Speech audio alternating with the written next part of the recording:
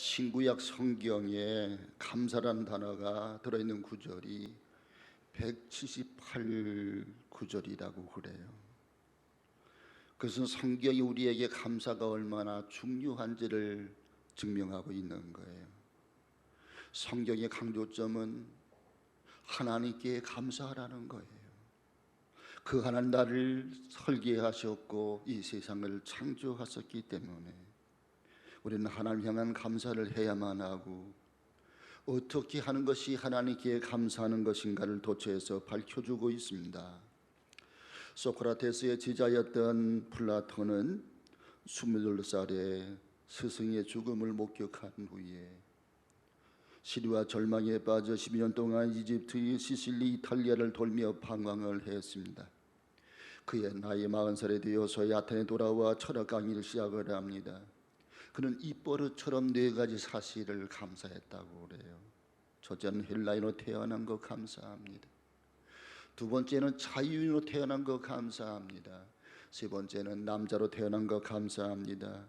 네 번째는 소크라테스 같은 시대에 태어난 것을 감사합니다. 감사와 불평은 땅속에 묻혀 있는 것과 같아요. 어떤 사람은 감사라는 보배를 찾아내서 감사한 인생을 살아가고요, 어떤 사람은 원망, 불평이라는 것을 끄집어내서 늘 부정적으로 살아갑니다. 그것은 마치 금광에서 금을 캐는 사람이 있는가 하면 쓸모없는 돌멩이를 캐는 사람도 있는 것과 같아요.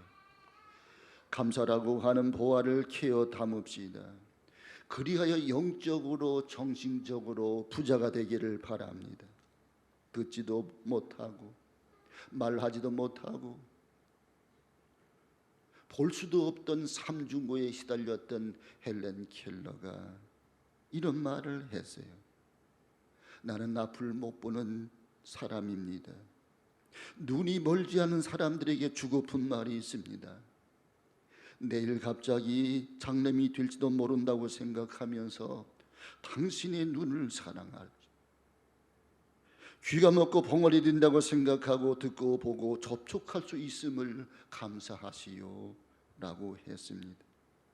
이 편지를 쓰고 있는 사도 바울은 지금 감옥에 갇혀 있습니다.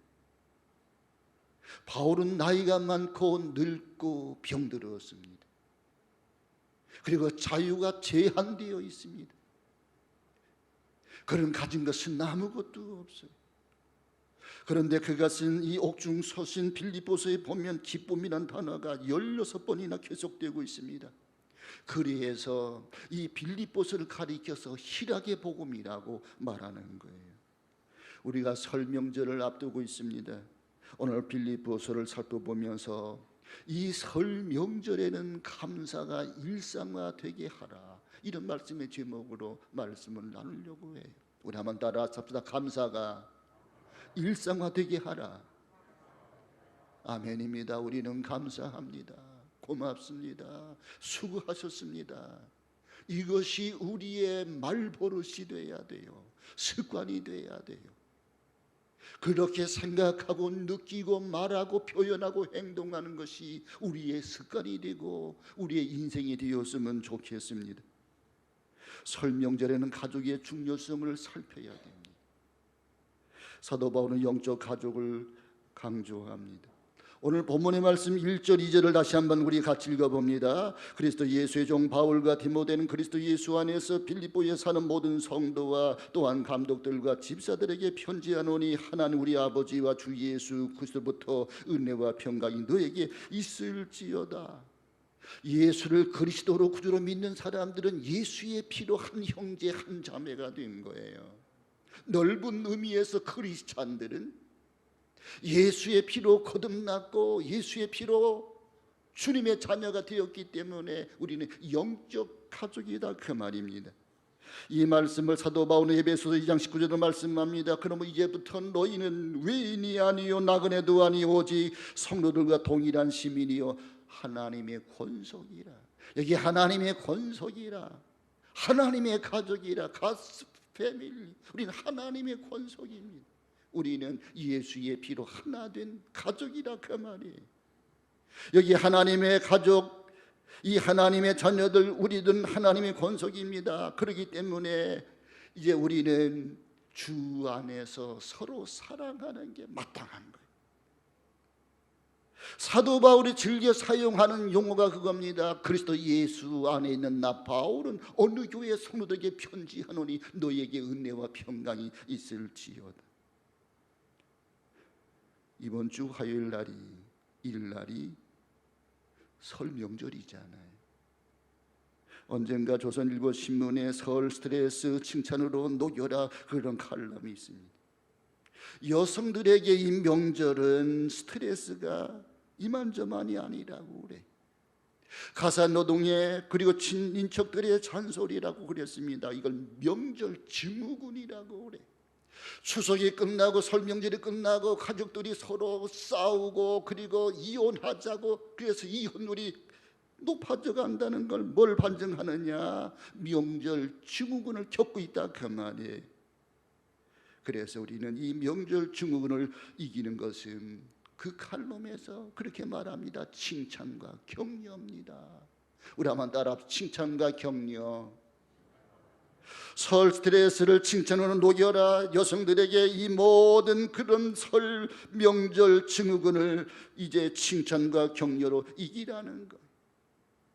며느리가 시어머니에게 칭찬하십시오. 어머니 솜씨, 어머니의 손맛이 최고입니다.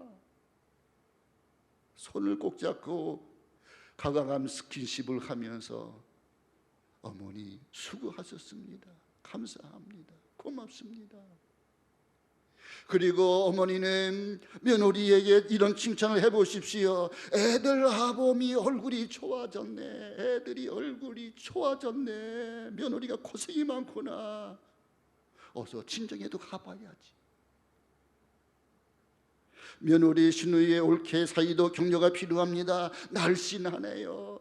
보기 좋습니다. 미소가 예쁩니다. 서로 칭찬하고 격려하면 명절 증후군을 이겨낼 수 있다는 거예요. 그런가 하면 또 한 가지 우리가 기억을 해야 됩니다. 민족 최대 명절이 되기 위해서는 2% 부족한 걸 채워야 되는데 우리의 시선을 옮겨서 외국인 노동자들, 독거노인들, 결식아동들, 그리고 실직자 환자들에게 나눔과 섬김으로 다가가는 자세입니다. 우리 가족만의 나눔이 아닌 다른 사람들, 그들을 배려하고 품을 수 있는 잔치 공동체로서 설이 창조적 문화 전통을 만들어가는 길임을 우리가 인식해야 되겠습니다. 가까운 이에게 사랑을 나누십시오. 요한일서 4장 11절에 사랑하는 자들아 하나님이 이같이 우리를 사랑하셨으니 우리도 서로 사랑하는 것이 마땅하니라. 우리가 서로 사랑하는 게 마땅하다. 그 사람 믿는 사람이든 믿지 않는 사람이건, 그 사람이 외국 사람이건 노동자이건 상관하지 말고 우리가 품고 사랑하는 게 마땅하다 그 말이에요. 형제를 사랑하지 못하면서 보이지 않는 하나님을 사랑한다고 말하지 말라고 요한사도는 말씀하잖아요. 이 명절이야말로 가족의 의미를 되새기는 거예요. 그리고 가족 사랑을 나눌 수 있는 좋은 기회입니다. 우리가 이 설 명절에는 애들이 세뱃돈 얼마 벌었는지 이야기를 해요. 그래서 난 얼마 받았다고 이래가지고 받은 용돈을 가지고 저들이 자랑하고, 용돈을 받은 애는 어깨가 으쓱하고요, 용돈 적게 받은 사람은 어린애는 기가 죽고요. 그런데 우리가 이 설 명절에는 용돈과 더불어 꼭 기억할 것이 있는데, 부모가 자녀들을 위해서 축복 기도하는 거예요. 할아버지가 손주들을 위해서 축복 기도하는 거예요. 그래서 할아버지 할머니가 섬기는 하나님이 얼마나 위대한 분이신가를 그렇게 신앙의 전통을 물려줄 수 있는 좋은 기회로 삼아야 됩니다. 우리가 가정 안에서 가정박물관을 만들지 못하더라도 신앙의 전통을 전수할 기회가 명절입니다. 이스라엘 사람들은 해마다 6월절이 되면 자기들의 신앙을 자손들에게 전수하잖아요. 절기가 신앙을 전수하는 기회입니다. 부모들 자신이 어린 시절에 신앙생활했던 장소, 은혜 받았던 내용들을 자녀들에게 알려주는 것은 자녀들 신앙생활에 도움이 되는 거예요. 부모의 신앙은 미래의 자녀들의 신앙의 나침반이 되는 거예요. 여호수아는 그렇게 고백하잖아요. 나와 내 집은 여호와만을 섬기겠습니다. 세상 따라가지 아니하고 여론 따라가지 아니하고 이 세상 풍속을 쫓지 아니하고 마음을 새롭게 함으로 변화를 받아라. 하나님의 선하시고 기뻐하시고 하나님의 진실한 뜻이 무엇인가를 분별하라고 말씀하잖아요. 이 혼돈과 무질서 속에 우리의 자녀들은 바른 길로 인도하실 분은 주님밖에 없음을 기억하십시오. 눈물로 씨를 뿌리는 자는 반드시 기쁨으로 단을 거두리라. 우리는 기쁨의 기도를 심어야 돼요. 믿음의 본을 보여야 됩니다. 믿지 않는 형제들 더 기쁘게 섬기십시오. 그리고 눈높이를 낮추어 소외받는 사람들, 이웃들을 살펴보십시오. 주님의 사랑을, 주님의 평안을 전하는 축복의 통로가 기회가 됨을 믿으십시오. 두 번째는 설 명절에는 감사를 기쁨으로 표현해야 돼요. 우리 한번 따라서 감사를 기쁨으로 표현하자. 오늘 말씀 3절 4절을 같이 읽겠습니다. 내가 너희를 생각할 때마다 나의 하나님께 감사하며 간구할 때마다 너희 무리를 위하여 기쁨으로 항상 간구함은. 여기 바울은 지금 감옥에서 이 편지를 쓰고 있잖아요. 내가 빌립보 교회 성도들을 생각할 때마다 감사합니다, 고맙습니다. 그것을 지금 표현하고 있는 거예요. 이 말씀을 여러분 거꾸로 뒤집어 생각을 해보세요. 생각할 때마다 원망이고 기도할 때마다 불평이라면 그게 크리스찬입니까? 여러분, 크리스찬이라는 게 뭐예요? 내가 그리스도에 속했다는 거잖아요.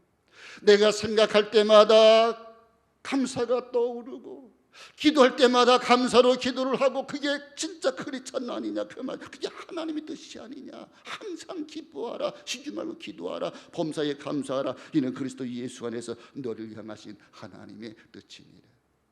빌립보서 4장 4절 이하의 말씀 보면 주 안에서 기뻐하라. 내가 다시 말하노니 기뻐하라. 너희 관용을 모든 사람이 알게 하라. 주께서 가까우시니라. 아무것도 염려하지 말고 다만 모든 일에 기도와 간구로 너희 구할 것을 감사함으로 하나님께 아뢰라. 그리하면 지극히 넘치시는 하나님의 평강이 너희 마음과 생각을 지키시리라 그랬습니다. 1999년 두쿠대학에서 약 4천 명을 대상으로 조사한 바에 의하면 예배에 참석해서 기쁘게 찬송하고 열심히 기도하고 말씀 앞에 아멘 아멘 반응하는 사람은 우울증을 줄이는데 효과가 있다는 겁니다. 뿐만 아니라 규칙적으로 교회에 나와서 이제 신앙생활 열심히 하는 사람들은 고혈압도 이제 잘 나타나지 않는다는 것을 밝혀냈습니다. 왜요?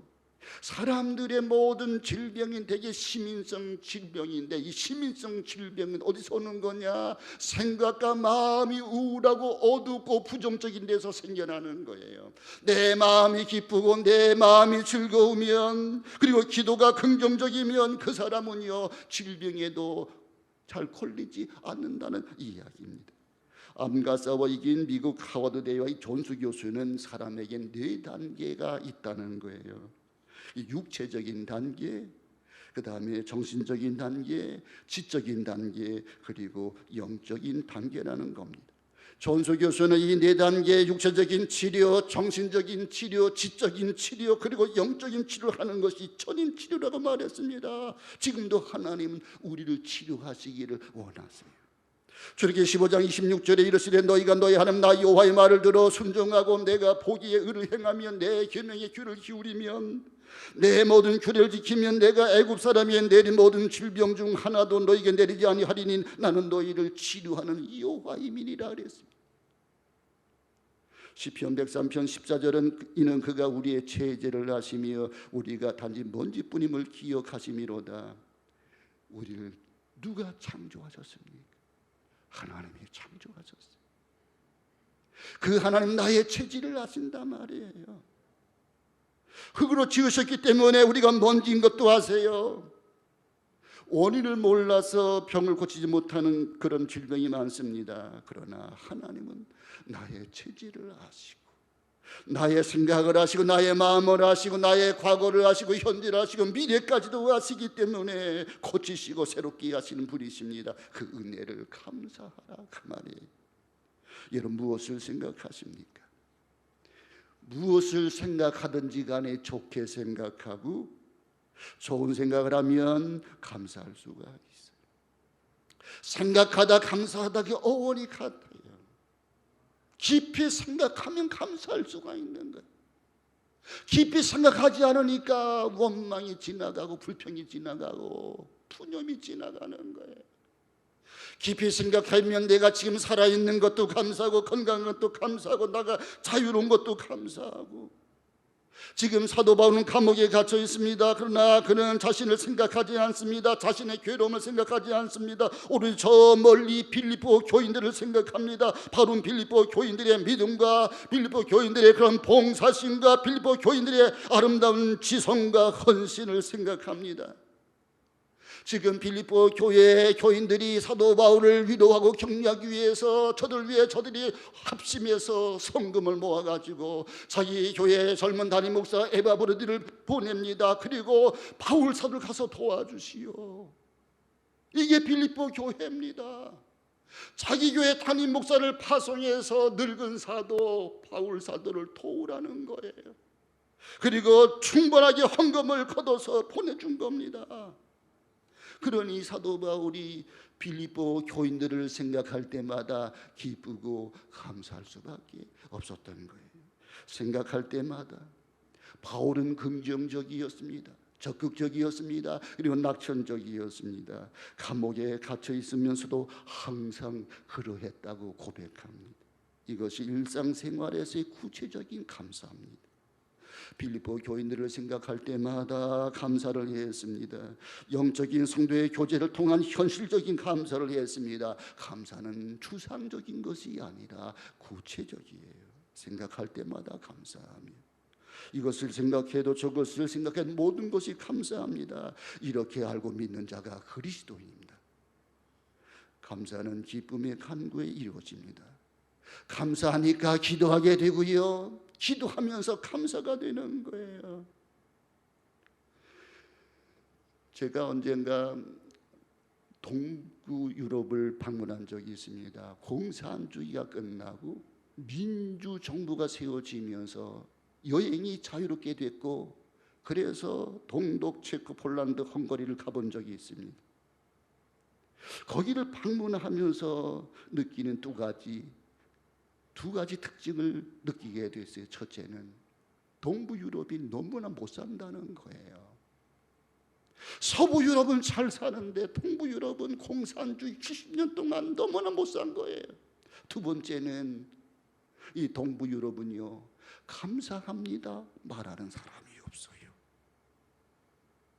서독에 가니까 탕케센, 영국에 갔더니 땡큐, 그게 아주 일상화가 된 겁니다. 감사합니다, 단케셴.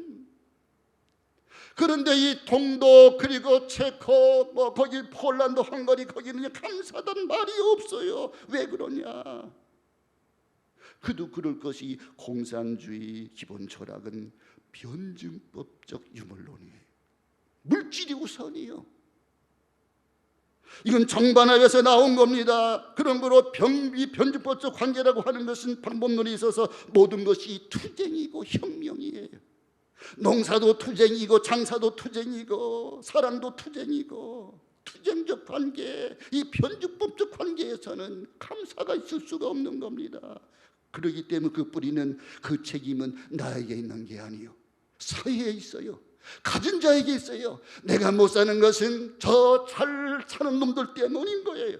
이러한 생각, 이런 철학 꽉 차 있습니다. 계속해서 혁명, 쟁취, 타도 대상, 이 혁명과 쟁취를 통해서 얻어진 것은 감사가 없는 겁니다. 원망과 불평만이 존재할 뿐이에요. 이것이 공산주의가 만든 작품입니다. 이중으로 불행합니다. 가난해서 불행하고 감사가 없어서 불행한 거예요. 사회주의자, 공산주의자, 혁명과 쟁취를 보기 때문에 모든 것이 원망이고 불평이고, 그들은 감사할 줄 몰라서 불행한 거예요.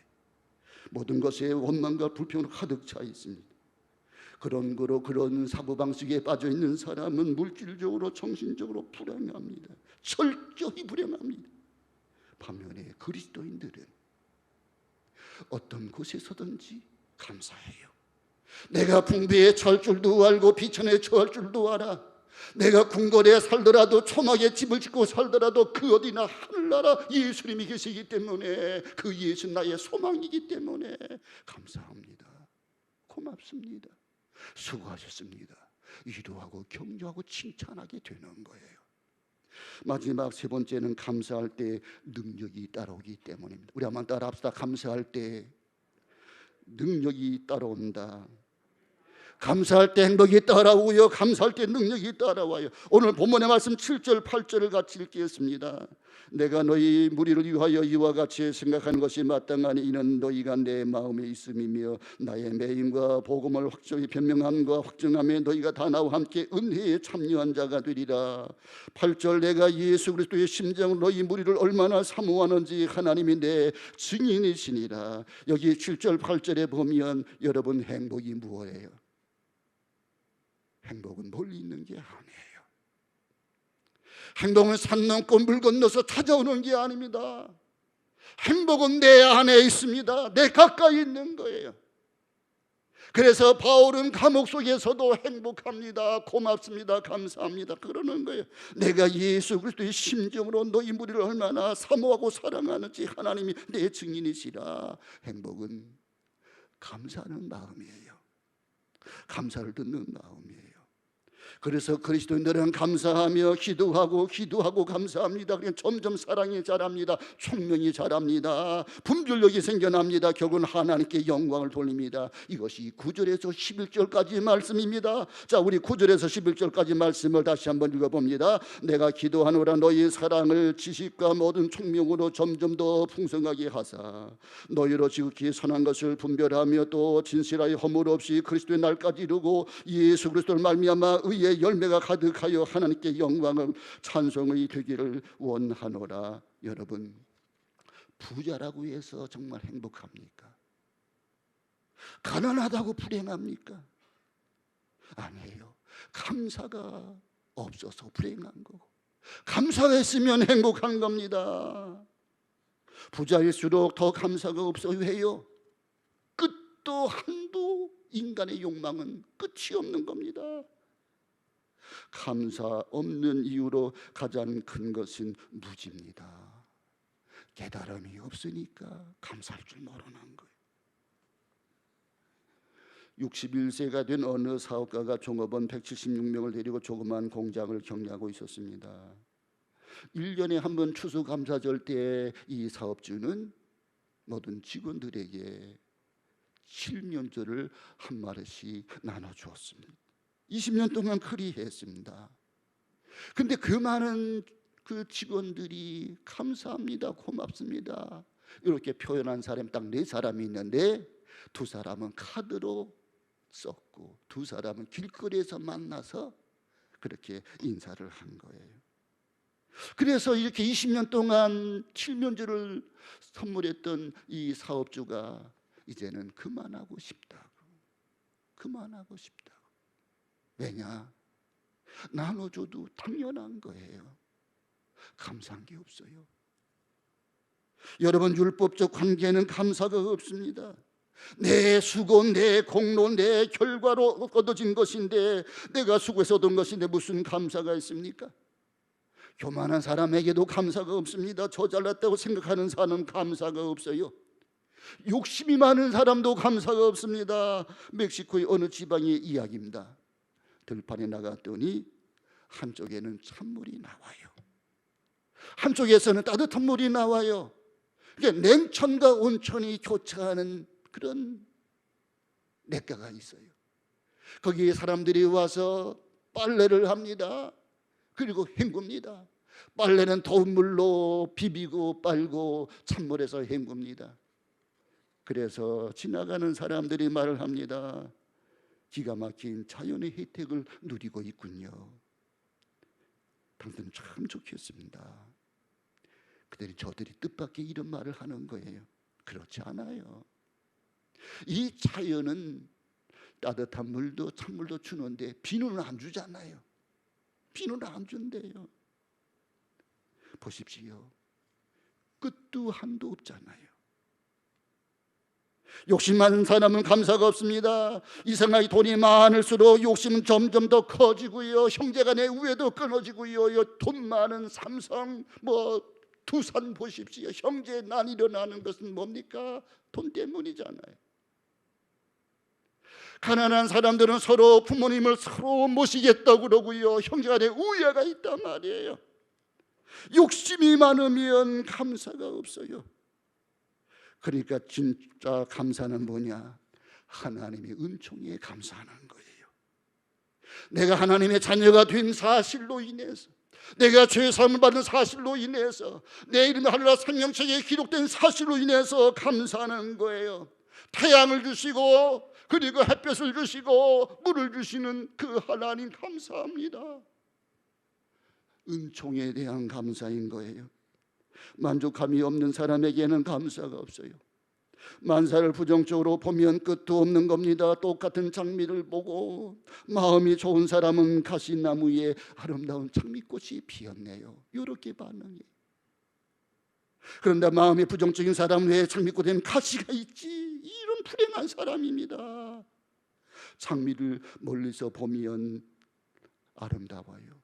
그런데 가까이 들어가 꺾으면 찔려요. 장미를 꺾으려고 하는 사람은 불행합니다. 왜요? 가시에 찔리니까요. 깊이 생각해야 됩니다.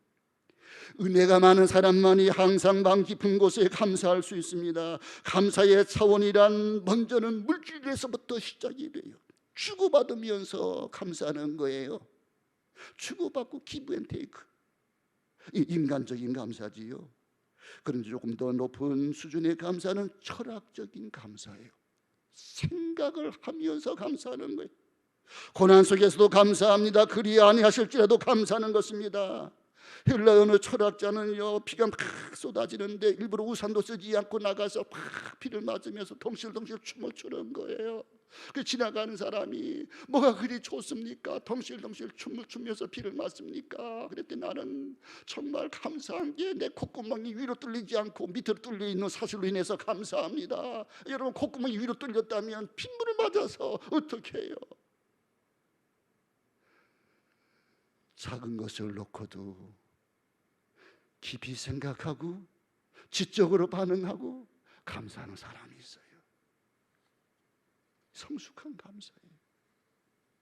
진실한 감사는 은총적 감사합니다. 그리스도인 되임과 하나님의 자녀 되임과 존재에 대한 감사합니다. 나의 나됨에 대한 감사합니다. 여러분, 남자로 태어났습니까? 남자로 태어난 거 감사하세요. 여자로 태어나셨습니까? 여자로 살아가시는 것을 감사하세요. 남의 아내가 되었다면 아내됨을 감사하고요, 자식이 되었다면 자식된 존재 그 자체로 감사하는 것입니다. 이것을 은총으로 알고 은혜로 받고 은혜 안에 있는 나임을 알고 감사하는 것, 이것이 절대적인 감사입니다. 죄사함 받고 하나님의 자녀된 바, 그것을 철저하게 감사하고 모든 것의 주인, 이 주변의 모든 환경에서 범사에 감사할 수 있는 사람이 되셔야 됩니다. 오늘 본문은 기쁨으로 항상 간구하면 이렇게 말씀합니다. 감사하는 마음이 있으니까 기쁨으로 간구합니다. 눈물로 간구하는 것이 아닙니다. 기쁨으로 간구해요. 여러분, 우리가 기도할 때도 자꾸 기쁨으로 간구해 보세요.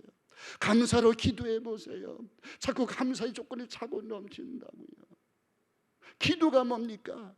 하나님이 살아계시고 선하시고 합력하여 선을 이루실 내게 좋은 것을 베풀어 주실 하나님의 은혜를 알고 거기에 내가 믿음으로 반응하는 거예요. 그게 기쁨으로 감사기도하는 겁니다. 어떤 사람이 연구했습니다. 10살 난 나이가 얼마나 많은 단어를 구사할 수 있느냐 보았더니 6,000개의 단어예요. 6,000개의 단어를 가지고 말을 하는 거예요. 근데 그 6,000개의 단어 가운데 오직 한 가지 부모님을 기쁘시게 할 수 있는 단어가 있는데 그게 뭐냐? 감사합니다. 땡큐라고 하는 단어입니다. 감사합니다. 일반적으로 성인은 25,000개의 단어를 구사한다고 합니다. 그러나 내 자신을 기쁘게 하고 남을 기쁘게 할 수 있는 그 단어가 뭐냐? 역시 감사합니다. 그 단어입니다. 우리는 사랑합니다 이 말도요, 자칫 잘못하면 내 이기심으로 흐를 때가 있습니다. 나는 좋아하고 사랑한다고 하지만 저 사람은 아니거든요. 그 쫓아다닙니다. 계속 사랑한다고 그러고요. 스토커가 됩니다. 이게 정말 저 사람에게 좋은 건가요? 아니잖아요. 근데 감사합니다는 아니에요. 나도 좋고 그 사람도 좋고 모두가 좋은 거예요.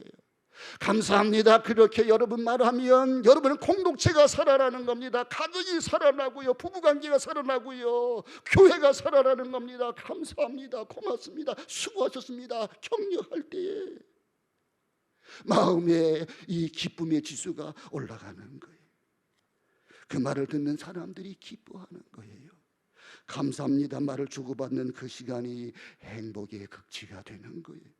이것이 없는 한 어떤 여건이 있어도 그는 참으로 불행한 사람입니다. 다니엘을 써보세요. 다니엘을 보면 다니엘이 포로로 끌려와요. 온갖 고난을 이겨내고 다니엘이 그 바벨론의 총리가 됩니다. 그리고 다니엘이 이제 총리가 되니까 시기심이 발동을 해요. 다른 두 총리와 거기 120명 그 방백들 포지사들이 서로 공작 모의를 위해서 저 포로 출신 다니엘을 죽이자는 겁니다. 어떻게 죽일까? 다니엘에게 어떤 틈이 없는 거예요. 너무나 정직하고 깨끗한 사람이요. 한 가지, 저 사람은 하루에 3번 예루살렘을 향해서 창문을 열어놓고 기도한다는 사실을 알았습니다. 그래서 왕에게 충성을 빙자해서 왕이여 왕의 다른 신에게 절하는 사람은 가만둘 수 없지요. 감옥에 쳐놓고 죽여야지요. 그래서 왕이 자기에게 충성을 맹세하는 그러한 공문이 올라오니까 결제를 해버렸어요. 전국에다 반포했습니다. 왕의 어인이 찍힌 것을 알고도 다니엘은 평소 하던 대로 예루살렘을 향하여 창문을 열어놓습니다. 그리고 하나님 앞에 감사하며 기도합니다. 왜 다니엘은 그렇게 했을까요? 자기 나라가 지금 바벨론 포로로 끌려왔죠. 나라가 망했잖아요. 하나님이 때가 되면 복역의 때가 끝나면 이스라엘 백성들을 돌이키신는데 내가 기도해야 하나님이 그때가 빨리 이루어질 줄로 믿고 하나님께 기도하는 겁니다. 자기가 그렇게 기도하면 원수들에게 빌미를 제공하고 자기가 사자고소에 던져지는 것을 알고도 그 말씀이 다니엘서 6장 10절입니다. 다니엘이 이 조세 어인이 찍힌 것을 알고도 자기 집에 돌아가서는 그 방에 예루살렘으로 향하여 열린 창에서 전에 행하던 대로 하루 3번씩 무릎 꿇고 기도하며 그 하나님께 감사하였더라. 여기 보세요. 의인이 찍혔습니다. 기도하면 죽을 수밖에 없어요. 사람들은 다니엘이 어리석었다고, 왜 원수들이 빌미를 제공하냐고, 창문을 닫고 커튼을 치고 보이지 않는 곳에서 마음속으로 기도하면 되지. 여러분, 아닙니다. 신앙은 공개적인 거예요. 하나님 앞에서나 사람 앞에서 우리의 신앙은 공개적인 겁니다. 신앙은 그래서 결단인 거예요. 감사가 습관이 되고 성품이 되고 인격이 되어야 됩니다. 작은 일에서부터 큰 일까지 감사한 사람은 죽음이 와도 감사합니다. 병원에 들어가서 수술을 받을 때에도 나를 아프게 한 사람이 있더라도 의사 선생님 보고 감사합니다. 간호사를 보고도 감사합니다. 어저께 제가 혈액 채취를 하는데 간호사가요, 혈관을 잘 못 찾아내는 거예요. 그래서 엉뚱하게 찔러가지고 피만 나는 거예요. 여기가 아닌데 여기를 하시죠. 제가 살이 쪄서 죄송합니다, 감사합니다 그랬더니 이 간호사 선생님이 좋아하는 거예요. 얼굴이 밝아지는 거예요. 상대방의 실수를 비난을 했더라면 나도 마음이 괴롭고 그 사람도 괴로울 텐데 내가 살이 쪘나 봐요. 혈관이 잘 안 보이지요. 또 다른 곳을 내밀었어요. 근데 거기서는 혈관을 잘 찾아서 피를 채취했습니다. 언제나 어디서나 누구에게나 감사할 수 있는 사람이 진정한 크리스천이라는 겁니다. 감사가 일상화 되어야 돼요. 작은 일에도 감사하고 큰 일에도 감사하고 그러면 더 좋은 일이 생겨나는 거예요.